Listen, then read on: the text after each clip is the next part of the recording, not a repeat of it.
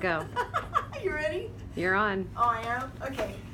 Leanne's here today to help, help me look good. Stabilize you. Yeah.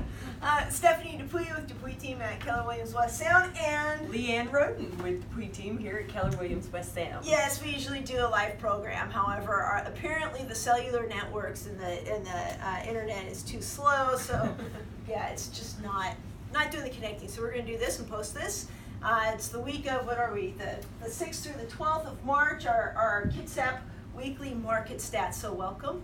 And we're going to take team this a little bit today, so it'll be kind of fun. I like doing that. We did not rehearse. So. No, because it's going to be live. So this is live recorded, is what this live is. recorded. It's recorded live, not live. Yeah, so, what we're seeing here, markets clearly increasing. We're seeing an increase in activity and some unusual activity. Listings are increasing. Everything's staying steady within the leading indicators that we normally look at. Our back on markets, our list price reductions, the expireds, that type of thing. So although huge reduction in expireds, yeah. So listing pendings are holding steady.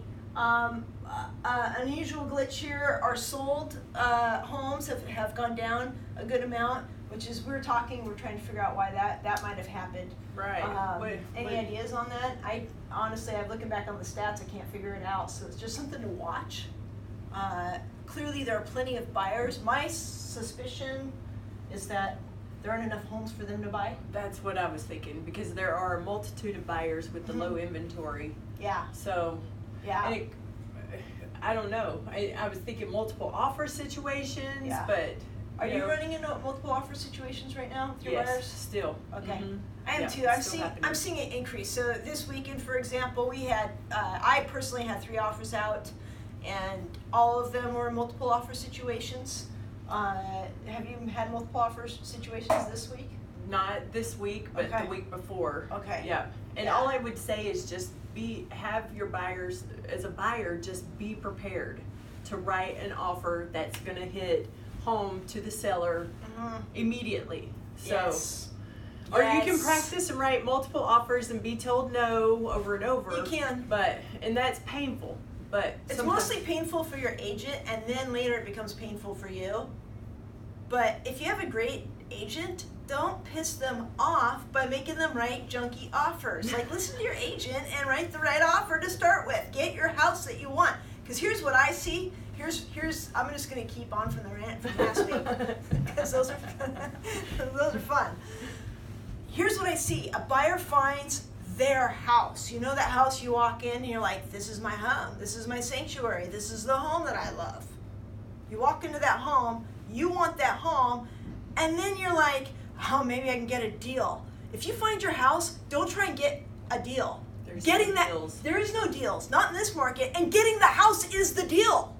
That is the deal. Getting that house is the deal. Okay? So do what you need to do to get that house. $10,000 on a loan 10 years from now is not going to make a difference in your life. It really isn't. You'll be so glad you got your house.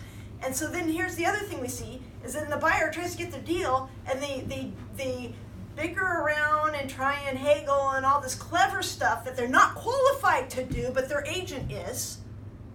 Remember, you're not the expert on what to do, but your agent is. So the buyer tries to do all this stuff, and they lose the transaction because there's multiple offers with buyers with more experience who have lost lots of houses. They don't get the house, and then they spend the next 3 months whining that none of the houses are like the house they lost. On another note, too. Yeah. On another note, it was brought up this morning that some clients were in a property and their rent rate went up $300 per month. That's another thing to consider too. We talked about that last week. It's true. Yeah. So this is reality, isn't it? Yeah.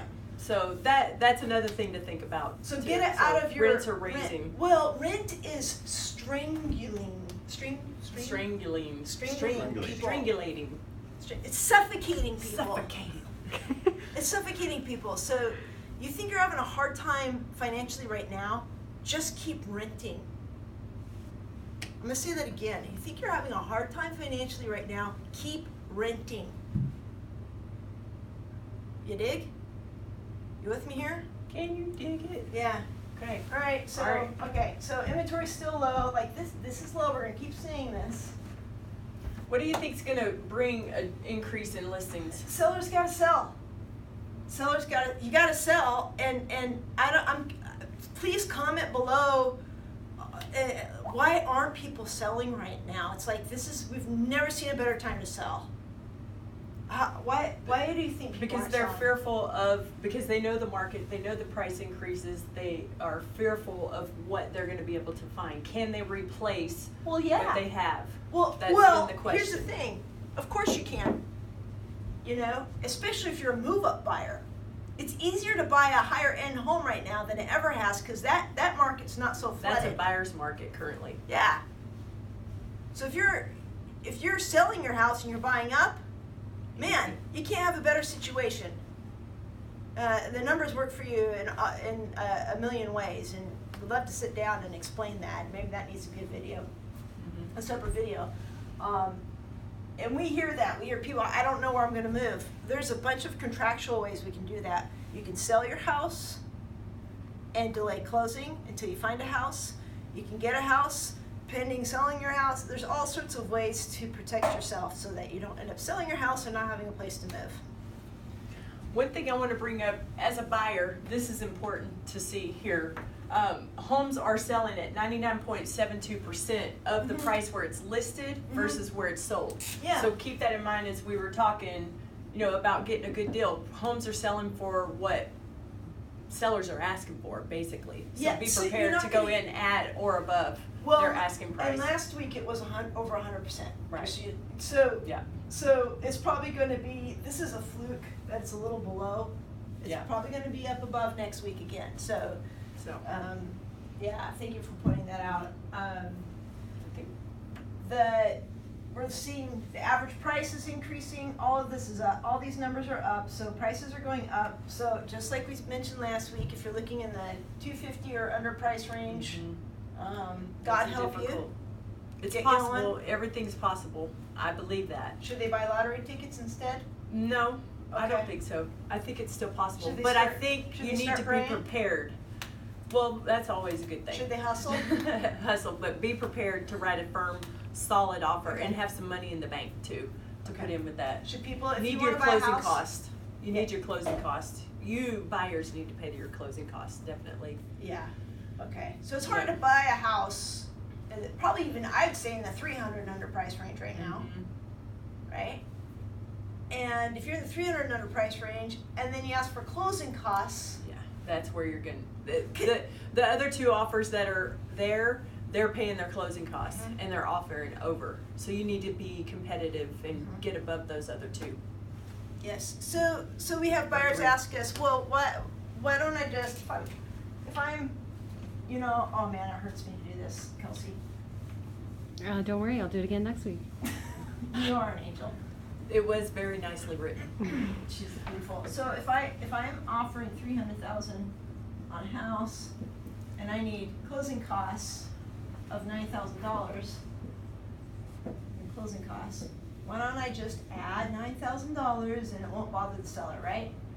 Essentially, I'm making an offer of $309,000. Okay, right?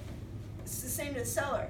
The thing is that you're competing against offers that may come in at $300,000. The buyer's paying their own closing costs, and that buyer is simply perceived as a stronger buyer by the seller because the buyer is showing that they have the maturity and the self-control to save their own cash. They're more stable. That's why you want to pay your own closing costs. All right, what else? That's it. Okay, That's it for thanks today. for joining It's a us. wrap. Please leave your comments. And if you enjoyed the show, like us on Facebook at Dupuy Team at Keller Williams, West Sound. Okay, share this with your friends. Share it on Facebook. Subscribe to our YouTube channel, Instagram, and we look forward to seeing you next week. Next with week. Leanne Rowan. Thank you With for joining me, us. she committed me. I did. I'm committed. All right, we'll see you later. Bye. Bye.